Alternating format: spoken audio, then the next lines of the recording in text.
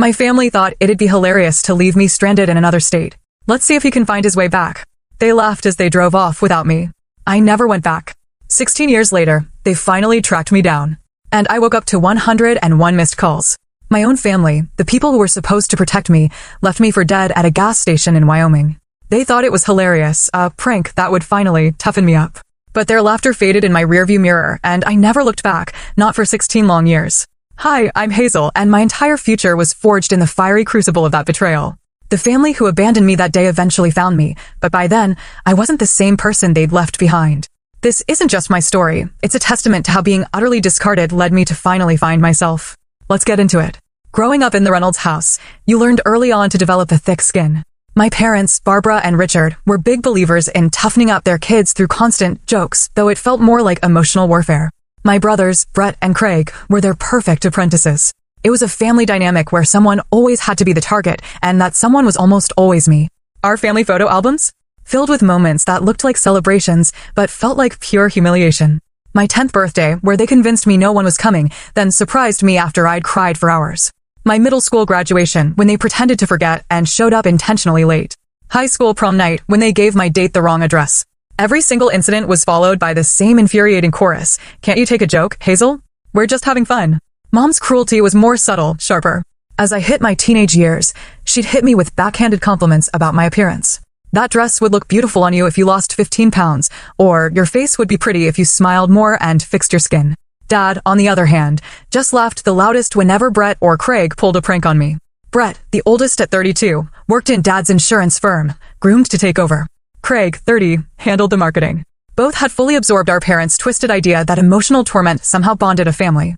Our dinners were often vivid recounts of the latest, hilarious prank they'd pulled on a colleague or friend. I just graduated college with a graphic design degree, literally 3 weeks before our fateful Colorado trip.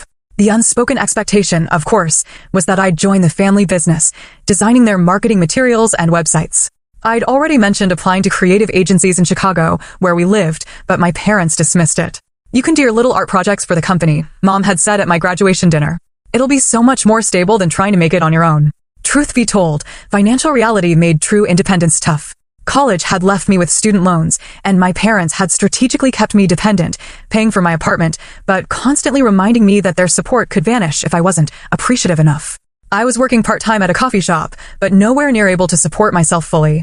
The Colorado trip was supposedly a graduation celebration, a week in a rented cabin near Rocky Mountain National Park. From the moment we piled into our family SUV, the air was thick with tension. Did you remember to pack a brain this time, Hazel? Craig joked as I loaded my suitcase. Remember when she forgot her swimsuit during the Florida trip? I'd been 16 during that trip. They'd refused to stop so I could buy a new one, then mocked me for sitting on the beach fully clothed for 3 days. The first day of driving was more of the same. Brett hid my phone, watching me panic before finding it in his pocket. Craig ate the lunch I'd packed while I was napping. Dad took a deliberate detour and blamed my map reading skills. Small cruelties I'd learned to expect, but still couldn't quite get used to. That night, in a hotel in Nebraska, I overheard them through the adjoining door. She's too sensitive, Mom was saying. The real world is going to eat her alive if she doesn't toughen up. Maybe this trip will finally teach her to stop being such a pushover, Dad replied. I went to sleep with a knot in my stomach, trying to stay positive. Just 5 more days, I kept telling myself. Then I can focus on job applications and finally start building my own life. I had no idea how prophetic that thought would be, or that the next day would be the last time I ever traveled with my family. The second day started with an unusually pleasant atmosphere. Looking back, I should have known it was the calm before the storm. The family being nice was always a prelude to a particularly cruel prank. We crossed into Wyoming around noon, the landscape shifting to rolling plains with distant mountains. We need to fill up, Dad announced as we approached a small town called Pine Ridge. The gas station he pulled into was one of those independent places with a small convenience store, sitting on the edge of town surrounded by open land. I'm going to use the restroom and grab some snacks, I told them as Dad started pumping gas. Anyone want anything? Get me a Coke, Brett mumbled, not looking up from his phone. Grab me some beef jerky, Craig added. Mom just shook her head, reapplying her lipstick. Inside, I used the restroom, then spent a few minutes picking out snacks. The store was empty except for the cashier, a woman in her 40s with kind eyes and a name tag that read Miranda. You folks just passing through? Miranda asked as she handed me my change. Yeah, heading to Colorado for vacation, I replied with a smile. Well, enjoy your trip, she said. Those ordinary words would echo in my mind for years afterward. The last normal moment before everything changed. I pushed open the door to the parking lot, juggling the bags of snacks, and stopped dead. The spot where our SUV had been parked was empty. I blinked, momentarily confused, thinking I'd gotten turned around. But a quick scan of the entire lot confirmed the impossible. My family was gone. My first thought was Dad had moved the car to the air pump or another part of the station. I walked around the small building, checking every corner. Nothing. They probably just went up the street to that sandwich place I saw on the way in, I reasoned aloud, though a familiar sick feeling was already forming in my stomach. I pulled out my phone and called Dad. It rang until voicemail. Same with Mom. Then Brett. Craig answered on the fourth ring. Where are you guys? I asked, trying to keep my voice steady. The sound of laughter came through the phone. Oh, we're about 20 miles down the road now, he said, not bothering to hide his amusement. What? Turn around and come get me. My voice rose with panic. Let's see if she can make it back on her own. I heard Brett yell in the background, followed by more laughter. Craig, this isn't funny. Tell Dad to turn around now. I was pacing, my heart racing. Check your messages, he said before hanging up. A text from Brett had come through while I was on the phone. It was a photo of all of them in the car, grinning widely, with the caption, Survival of the fittest, sis. Find your way. Home. I called back immediately. Mom, voicemail. Dad, voicemail. Brett, voicemail. They had all blocked my number. I stood in the parking lot, the Wyoming sun beating down on me as the reality slowly sank in. They had left me. Deliberately. In a town I'd never heard of, in a state where I knew no one, with nothing but my purse and the clothes on my back. I checked my wallet, $43 in cash, my debit card with maybe a couple $100s, and my ID. My suitcase, all my clothes and toiletries, was in the trunk of their SUV. My phone battery was at 18%. As the afternoon wore on, I sat on the curb outside the gas station, cycling through disbelief, panic, and then a cold rage. I kept checking my phone, expecting a message saying they were turning around, that the joke had run its course. Instead, I received a group chat photo of them at dinner in a restaurant with a caption, "Wonder if Hazel found dinner yet? LOL." Miranda approached me cautiously as she was ending her shift. Honey, you've been sitting here for 3 hours. Are you okay? The simple question broke the dam. Through tears, I explained my situation. Your family left you here on purpose? Her incredulity mirrored my own. They think it's funny, I said, wiping my eyes. A character-building exercise or something. They've done things like this before, but never this bad. Do you have anyone you can call? Friends back home? I shook my head. My closest friend had moved to California last month. I don't know anyone who could drive all the way out here. The isolation my family had cultivated around me, subtly discouraging close friendships, making me dependent on them, had never been more apparent. Night was falling, the temperature dropping with the sun. My phone battery was now at 8%. I had one more call to make. Dad answered, surprisingly. Have you learned your lesson yet? He asked without preamble. What lesson? That I can't trust my own family. My voice was raw from crying. Don't be so dramatic. Figure it out yourself. Consider this life training, he said coldly. Call us when you've made it back to Chicago. How am I supposed to do that with no money and nowhere to stay? I demanded. You're a smart girl. Get creative. He hung up. I stared at my phone in disbelief as it displayed one final message from my mother. This is for your own good, Hazel. You need to learn self-reliance. Then my phone died. Miranda had overheard enough. I know someone who rents out a room in her house. Her name's Eleanor. Let me call her for you. As darkness enveloped the small Wyoming town, I realized I had a choice to make, desperately try to get back to the people who had abandoned me, or take the first step towards something else entirely. Eleanor turned out to be a silver-haired woman in her 60s who lived in a small yellow house 3 blocks from Pine Ridge's main street. Her spare room was simple, a twin bed, a dresser, and a small desk, but it was clean and felt safer than any option I'd considered during my panicked afternoon. Miranda explained your situation, Eleanor said as she showed me around. You can stay here tonight, and we'll figure out next steps in the morning. She lent me a nightgown and some basic toiletries. As I lay in the unfamiliar bed that night, I cried until no more tears would come. Part of me still expected to wake up to apologetic texts or missed calls, my family having realized they'd taken things too far. Morning came with no such reprieve. Eleanor let me use her landline to call my parents' number, which I still knew by heart. No answer. I tried the family business line. The receptionist said my parents and brothers were in a meeting and took a message. They never called back. I need to charge my phone and check my bank account, I told Eleanor over the simple breakfast she'd prepared. I need to figure out how to get back to Chicago. But when I finally got my phone working again, the messages that awaited me only confirmed what I was beginning to accept. This joke wasn't ending anytime soon. Day 2 of Hazel's great adventure. Read a text from Brett, accompanied by a photo of them hiking in Colorado. Have you started hitchhiking yet? From Craig. And most devastating, from my father, called your apartment manager. Rent's not being paid while you're figuring this out. Consider it motivation. My mother had added, this is what tough love looks like, honey. You'll thank us someday. I checked my bank account. $237.42. Not even enough for a bus ticket back to Chicago, let alone first and last month's rent on a new place when I got there. Eleanor found me sitting on the porch steps, staring blankly at my phone. Bad news? She asked gently. They're not coming back, I said, my voice hollow. And they've stopped paying for my apartment. I have nowhere to go back to. Instead of the pity I expected, Eleanor's face showed something closer to determination. Then you stay here until you figure out your next move. I charge $300 a month for the room, but you can work at my bookstore to cover it until you get on your feet. Pages and poems on Main Street. I could use help a few days a week. It doesn't pay much, but it's something. That afternoon, Eleanor showed me around the small bookstore she'd owned for 30 years. It was charming, but clearly struggling with outdated signage and a barely functional website she'd paid a nephew to create years ago. I also need a job that pays actual money, I told her, for food and saving up to figure out what's next. The next day, I applied at every business in downtown Pine Ridge. By sunset, I had a waitressing job at the Pinewood Diner, working the breakfast and lunch shift 6 days a week. My first week passed in a blur of exhaustion and periodic crying jags. I worked from 6 a.m. to 2 p.m. at the diner, took a short break, then helped Eleanor at the bookstore until closing. Every night, I checked my phone, and every night, the messages from my family became more sporadic and less apologetic. Still waiting for that call saying, "You've made it home," my dad texted on day 5. By the end of the second week, they'd stopped messaging altogether. My diner coworker, Amber, found me crying in the break room after my shift one day. At 25, she was a single mother working 2 jobs, and she recognized the look of someone at the end of their rope. "Family trouble?" she asked, sitting beside me. The whole story poured out of me, the years of jokes, the abandonment, the callous texts. When I finished, Amber was quiet for a long moment. Then she said something that changed my perspective entirely. "Sounds like they did you a favor by leaving you here." "What?" "Those aren't pranks, Hazel. That's abuse. And now you have a chance to build a life without it." That night, I made a decision. I wasn't going to desperately scramble to get back to Chicago. I wasn't going to beg for the return of a family that had proven repeatedly they didn't truly care about my well-being. I was going to stay in Pine Ridge, at least for now.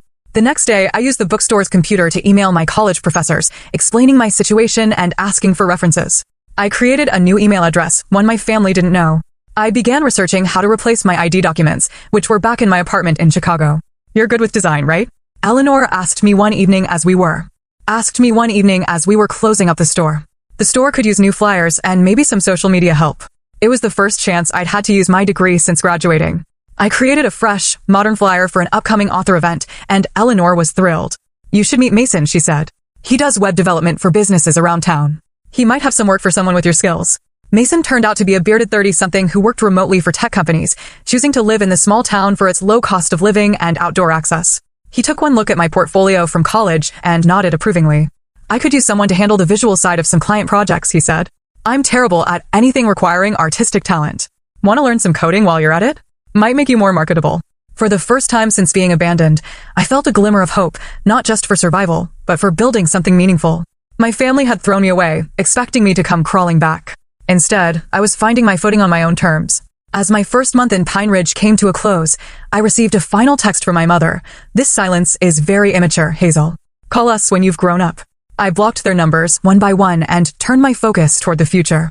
The downtown of Pine Ridge consisted of just 4 blocks of businesses, with the Pinewood Diner anchoring one end and Pages and Poems bookstore near the other. Between my shifts at both places, I quickly became a familiar face to the locals. People stopped asking if I was just passing through and started greeting me by name. "Morning, Hazel," became a regular chorus as I hurried down Main Street from the diner to the bookstore. Eleanor's bookstore website was my first real project. Working evenings with Mason's guidance, I rebuilt it from scratch, adding an online ordering system and a clean, modern design that highlighted upcoming events and local author spotlights. "This is incredible," Eleanor exclaimed when I revealed the finished site. "Business is up 15% since you put those event posters in the window, and this will help even more." Mason was equally impressed. "You've got a natural talent for UI design," he told me after our third coding session. "You're picking this up faster than most of my clients ever do." At the diner, Amber introduced me to her circle of friends, other young people who had either grown up in Pine Ridge or landed there seeking affordable living in a close community. For the first time in my life, I was making genuine connections with people who seemed to like me for who I was, not what I could do for them or how I could entertain them at my expense. During my second month in town, I received an email from my Chicago landlord asking about my plans for my belongings. I'd missed 2 months of rent, and they needed to clear the apartment. "I can't afford to come get anything," I wrote back. "Please donate whatever's useful and dispose of the rest." It was a painful email to send, surrendering the physical remnants of my previous life, but also strangely liberating. The possessions my family had given me over the years had always come with strings attached, with reminders of how grateful I should be. Starting fresh meant freedom from those constant debts of gratitude. Mason connected me with a small business owner in a neighboring town who needed logo design and marketing materials. It was my first freelance client, and though the pay was modest, the sense of accomplishment was enormous. You should think about building this into something real, Mason suggested over coffee one morning. There's no decent design agency within 100 miles, and these small businesses need the help. They're all trying to establish online presences without the skills to do it properly. The idea took root. By my third month in Pine Ridge, I had 3 regular freelance clients alongside my work at the diner and bookstore. I'd saved enough to move out of Eleanor's spare room and into a tiny studio apartment above the hardware store on Main Street. It was barely 400 square feet, but it was mine, the first space I'd ever had that wasn't contingent on my family's approval. The morning I moved in, I bought a small potted succulent as a housewarming gift to myself. This is the first day of your new life, I told myself as I placed it on the windowsill. No more looking back. That same afternoon, my phone rang with an unfamiliar Chicago number. Thinking it might be about my old apartment, I answered. Hazel, it's Brett. Don't hang up. My hand tightened around the phone. What do you want? We're worried about you, he said, his voice uncharacteristically serious. It's been 3 months. The joke's over. Joke. The word ignited something in me. You abandoned me in another state with no money and no way home. You cut off my apartment. That's not a joke. That's cruelty.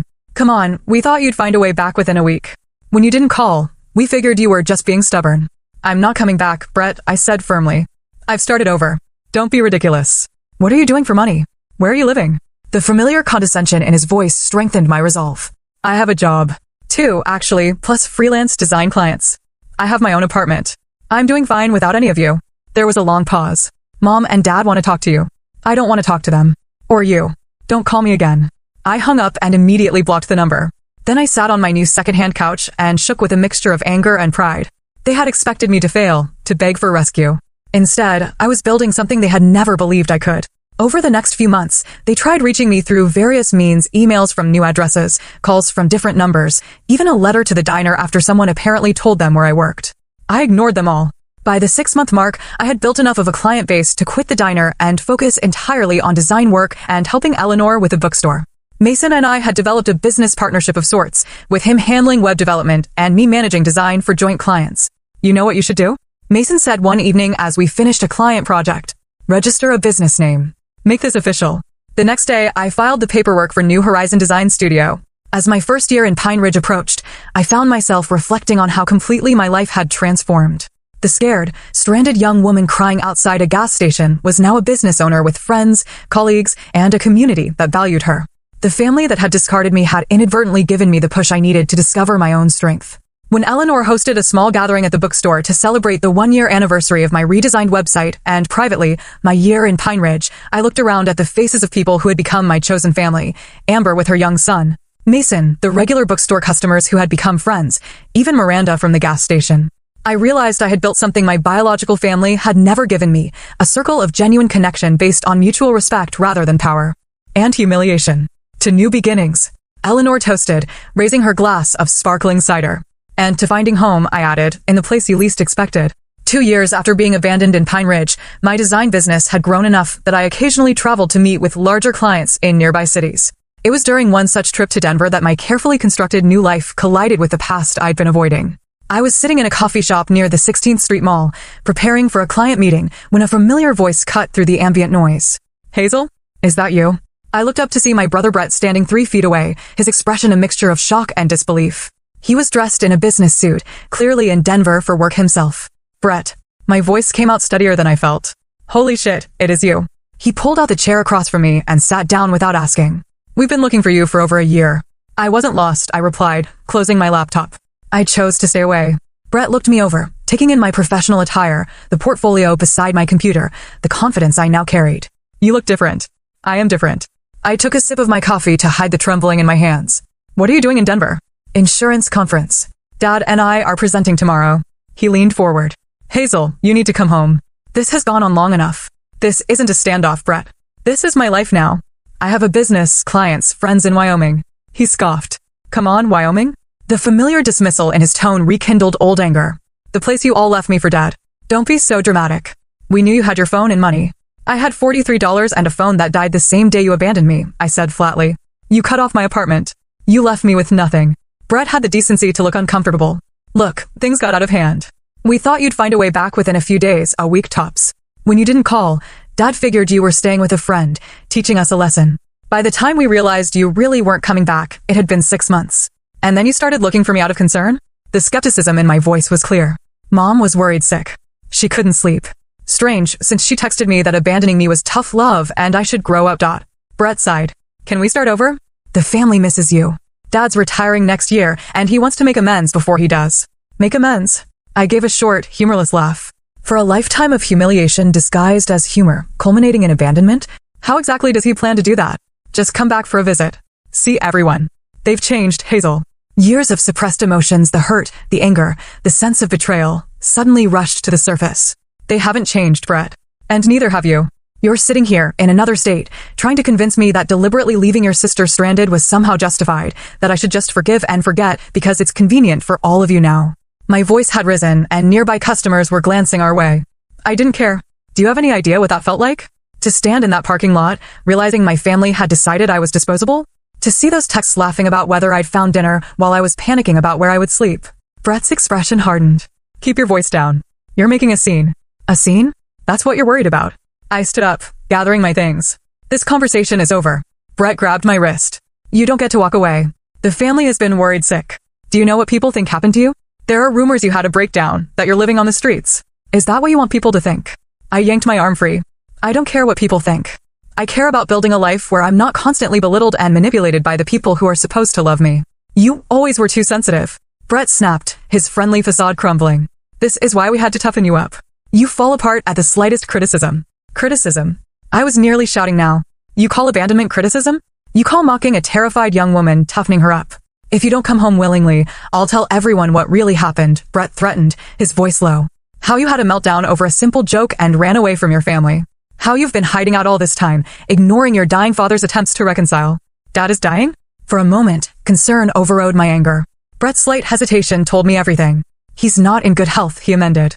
You're lying again. I shook my head in disgust. Goodbye, Brett. As I walked out of the coffee shop, Brett called after me, this isn't over, Hazel. The family has a right to know where you are. I made it to my rental car before the tears came. Not tears of sadness or fear, but of pure rage. The encounter had ripped open wounds I thought had healed, but it had also crystallized something important. I wasn't the one who needed to apologize or make amends. I wasn't the one who had done something unforgivable. I called my client and rescheduled our meeting, then drove straight back to Pine Ridge, my mind racing the entire 3-hour journey. Brett now knew I was in Wyoming. It wouldn't take much for him to figure out which town if he started asking around. The next morning, I went to Eleanor's house and told her everything about the encounter with Brett, his threats, my fears that my family might try to intrude on the life I'd built. They can try, Eleanor said firmly, but this is your home now, Hazel. We've got your back. That afternoon, I gathered my closest friends, Eleanor, Mason, Amber, and a few others, and shared the full story of my family's abuse and abandonment, details I'd kept vague until now. If any of you get calls or questions from people looking for me, now you know the truth, I concluded. These people sound toxic as hell, Amber said, squeezing my hand. We won't let them near you if you don't want to see them. Their support strengthened my resolve. I returned to my apartment and wrote a long email to my parents and brothers, the first contact I'd initiated in 2 years. I'm safe and successful, I wrote. I have built a life without your cruelty and manipulation. I do not want reconciliation. I do not want contact. Any attempt to force yourselves back into my life will be met with legal action. This is not negotiable. I hit send, then blocked their email addresses once more. That night, lying awake in my apartment, I realized that the encounter with Brett, painful as it had been, had given me something valuable, certainty. There was no doubt left, no lingering question of whether I had overreacted or whether my family might have changed. They were exactly who they had always been. And so was I. Except now, I was stronger. Strong enough to walk away from toxicity, even when it came from the people who were supposed to love me most. Strong enough to build a life on my own terms. The next morning, I woke up with a sense of clarity I hadn't felt since the day I was abandoned. I opened my laptop and began designing a new logo for New Horizon Design Studio. One that symbolized not just a business, but a personal transformation. I was no longer defined by what had been done to me, but by what I had created from the ruins. 5 years after the day my family abandoned me in Wyoming, I stood in the newly expanded offices of New Horizon Design Agency, watching as my team of 10 employees collaborated on projects for clients across 3 states. What had begun as a desperate need to survive had evolved into a thriving business that specialized in branding and digital presence for small to mid-sized companies throughout the Mountain West region. Our offices occupied the entire second floor of a renovated historic building on Pine Ridge's Main Street, a far cry from my early days working from a corner of Eleanor's bookstore. The exposed brick walls displayed framed examples of our best work, and the large windows overlooked the town that had become my true home. The Denver client just signed off on the final designs, announced Megan, my first full-time hire and now creative director. They want to talk about phase 2 next month. That's our third major contract this quarter, I replied, unable to keep the pride from my voice. Schedule the meeting and let's start brainstorming expanded services we can offer them. My phone buzzed with a text from Sam, the community college professor I'd been dating for the past 2 years. We'd met when he came into Pages and Poems looking for books on local history for a course he was teaching. Eleanor had introduced us, and after months of friendly conversations that gradually deepened into something more, we'd become inseparable. Dinner at 7, I'm cooking that pasta you like, his message read. Can't wait, I replied, bringing dessert. At 33, I had built a life that felt authentic and meaningful. My closest friends had become family. Eleanor was like the supportive mother I'd never had, and Amber's son, Tyler, called me Auntie Hazel. Mason and I had developed a professional partnership that complemented both our skills, with our businesses often collaborating on larger projects. 3 months earlier, Sam and I had purchased a small house together on the edge of town, a charming craftsman with a studio space where I could work from home when I wanted to, and a garden that was slowly taking shape under our inexperienced but enthusiastic care. I was locking up the office that evening when my phone rang with an unfamiliar number. Normally, I would let unknown calls go to voicemail, but we had several new client prospects, so I answered. Is this Hazel Reynolds of New Horizon Design? A woman's voice asked. Yes, it is. How can I help you? My name is Jennifer Atkins. I'm an editor at Business West magazine. We're doing a feature on women entrepreneurs who've built successful businesses in unexpected places. Your agency was recommended to us multiple times during our research. The interview she requested led to a 4-page spread in the magazine 3 months later, featuring photos of our office, my team, and me standing confidently in front of the business I'd built from nothing. The article told the story of a young designer who had moved to a small Wyoming town and identified an unmet need for professional design services in rural communities. I had shared only the broad strokes of my journey with the magazine, omitting the abandonment and family estrangement. Those details belonged to me, not to public consumption. But the piece emphasized how I had arrived in Pine Ridge with almost nothing and built something substantial through determination and community support. 2 weeks after the magazine hit newsstands, the emails began arriving. First from my mother, then my father, then each of my brothers. Subject lines ranged from "We need to talk" to "Saw your article" to "Please respond." I deleted them all without reading them. Then came the phone calls to the agency, which my office manager fielded with the instructions I'd given her years ago. Ms. Reynolds does not accept personal calls from these numbers. I thought that would be the end of it, but I underestimated my mother's determination. On a Tuesday afternoon, I returned from lunch to find Barbara Reynolds sitting in our reception area, looking older but just as put together as I remembered. "Mom," I said, stopping in the doorway. "How did you find me?" She stood, smoothing her expensive slacks. "The magazine article had your business address." Her eyes tracked over me, noting my professional attire, my confident posture. "You look well." "I am well," I replied, my voice neutral. "Why are you here? Can we talk somewhere private?" I considered refusing, telling her to leave and never come back. But after 5 years of healing and growth, I found I was curious rather than afraid. What could she possibly have to say that would matter now? "My office," I said, leading her down the hallway past curious employees who had no idea of the significance of this visitor. Once the door closed behind us, Barbara took in the awards on my wall, the view from my window, the evidence of success all around. "This is impressive," she admitted. "The magazine didn't do it justice." "Thank you," I said, remaining standing. "But I doubt you came all this way to compliment my office." Barbara's composure cracked slightly. "We've been trying to find you for years, Hazel. Your father hired a private investigator after Brett saw you in Denver, but you'd covered your tracks well." I wasn't hiding, I corrected her. I was living my life. "There's a difference." "We made a terrible mistake," she said, her voice breaking. "What started as a stupid prank went too far, and then pride and stubbornness kept everyone from admitting it. By the time we realized how serious it was, you were gone." "It wasn't just the abandonment," I said quietly. "It was a lifetime of cruelty disguised as humor. It was teaching me that love meant enduring humiliation. It was creating a family dynamic where someone always had to be the target." Tears welled in my mother's eyes. "I know. I see that now." She reached into her purse and pulled out a tissue. "Your father would never admit it, but when we saw that magazine article, you, building this successful business, looking so confident and happy, it forced us to face what we'd done. Not just that day in Wyoming, but your whole life. What do you want from me, Mom? Forgiveness? A family reunion?" "I want a chance," she said simply. "A chance to know the woman you've become. A chance to be better than I was." I studied her, looking for the manipulation that had characterized our relationship for so long. Instead, I saw something unfamiliar, genuine regret. I can't give you what you want, I said finally. Too much has happened. But I can tell you that I'm happy here. I've built a good life with good people who value me. And knowing that should be enough. Barbara nodded slowly, wiping her eyes. Your brothers want to see you. Your father too, though he'd never ask. I'm not ready for that, I told her. I may never be ready. And that has to be okay. She stood to leave, then hesitated. You were always the strongest of us all, Hazel. It just took us losing you to realize it. After she left, I sat at my desk for a long time, processing the encounter. There was no dramatic reconciliation, no falling into each other's arms with forgiveness and tears. Just the beginning of a recognition that the past couldn't be undone, but perhaps it could be acknowledged. That evening, as Sam and I sat on our porch watching the sunset, I told him about my mother's visit. How do you feel about it? He asked, his arm around my shoulders. Surprisingly peaceful, I replied. For so long, I was defined by what they did to me. Today, I realized that chapter truly is closed. I'm not the abandoned daughter anymore. I'm just Hazel, business owner, community member, partner. I turned to smile at him. And I like who I've become. The next day, I sent my mother a brief email with a single photo attached, me with my team outside our office building. No invitation to visit again, no promises of reconciliation. Just a glimpse of the life I'd built, the person I'd become.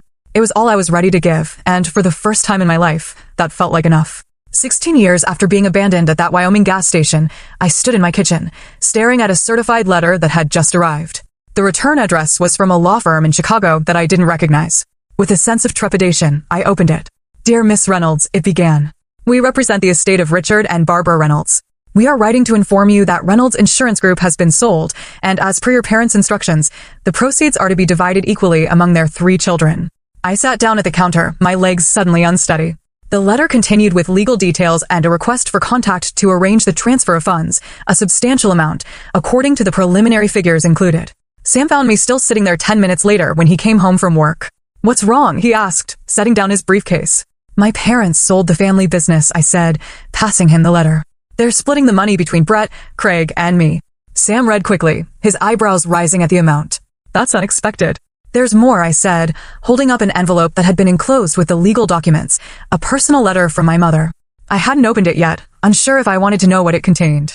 In the years since Barbara's visit to my office, our contact had been minimal. Occasional emails, a Christmas card once or twice.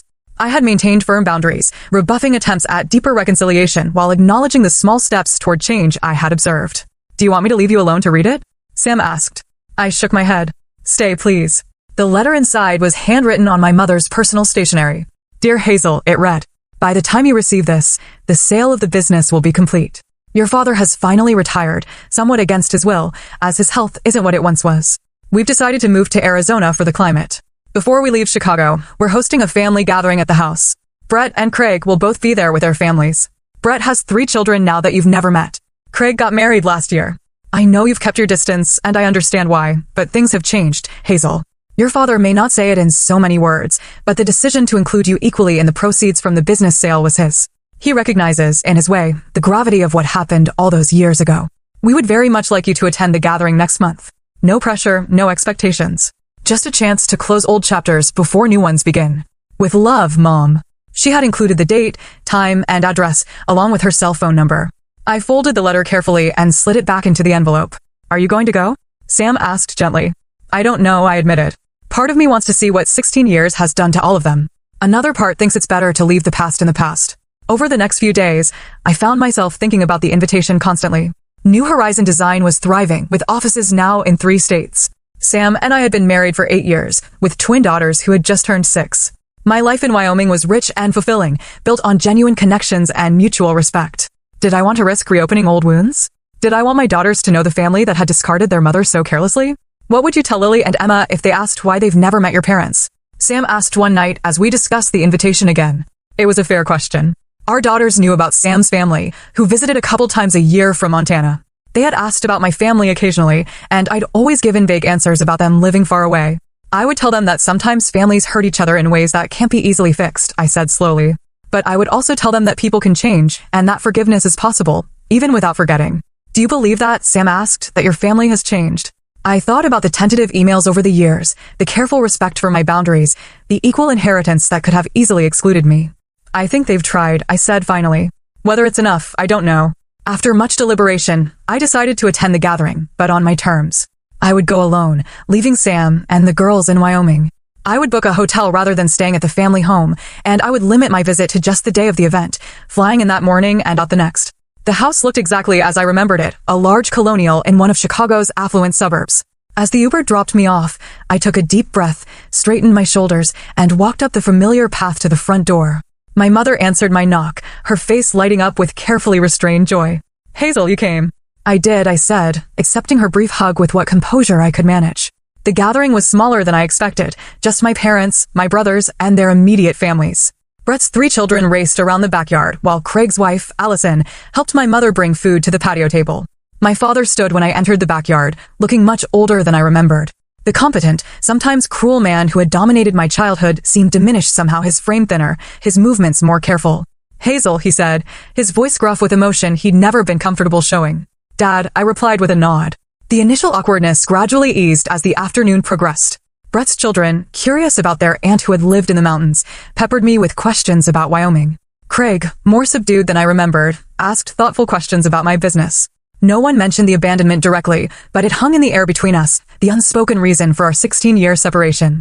After dinner, as the sky began to darken, my father asked if I would join him in his study, once a forbidden territory where he conducted business and family disciplinary conversations. "I'm not good at this," he began once we were seated, "but I owe you an apology, Hazel. What we did, what I allowed to happen, it was unforgivable." I studied him, this man who had shaped so much of my early life through fear and criticism. "Why did you do it?" I asked, the question that had haunted me for years. He was quiet for a long moment. "My father was cruel to me," he said finally. "He called it toughening me up." I thought that's what fathers did. What families did. It wasn't until you were gone, really gone, that I began to see how wrong it was. It wasn't a complete answer, and it certainly wasn't a sufficient excuse, but it was honest in a way my father had never been with me before. "I built a good life," I told him, despite everything. "I know," he said, nodding. "I followed your company online. You've done well for yourself. Better than any of us expected." "That was part of the problem," I said quietly. "Your expectations. They were always about what I couldn't do, never what I could." He looked down at his hands. "I was wrong about many things. It wasn't the emotional reconciliation seen from a movie. There were no tears or dramatic embraces. Just a quiet acknowledgement between 2 adults that mistakes had been made, harm had been done, and lessons had been learned. When I left Chicago the next day, I didn't know if I would ever return. I didn't know if the tentative connections re-established over that revisit would grow or wither. But I knew that I had faced my past without being diminished by it, that I had shown my family not just that I had survived without them, but that I had thrived. Back in Wyoming, as Sam and the girls welcomed me home with hugs and questions about my trip, I felt a sense of completion. The abandoned young woman at the gas station had completed her journey, not by finding her way back to those who had discarded her, but by creating a life so full and rich that she could face them as an equal, undiminished by their past cruelty. That night, after the girls were asleep, Sam and I sat on our back deck, looking at the stars visible in the clear Wyoming sky. "Did you find what you were looking for?" he asked. "I think so," I replied. Not forgiveness exactly, but closure. The understanding that what happened shaped me, but doesn't define me anymore. I thought about all the ways my life had changed since that day 16 years ago, the business I'd built, the family I'd created, the community I'd joined. None of it would have happened if my family hadn't made their cruel joke. Sometimes the worst things that happen to us lead us to the best versions of ourselves. Sometimes being left behind is the first step toward finding your way forward. Have you ever experienced a moment when something painful ultimately led you to something better? Share your story in the comments. Life has a way of revealing its purpose in the most unexpected ways, and I'd love to hear how that's played out for you. Don't forget to like, subscribe, and share if my journey resonated with you. Remember, sometimes the family you choose is more important than the family you're born into. Thank you for being part of my journey, and I wish you strength and peace on yours.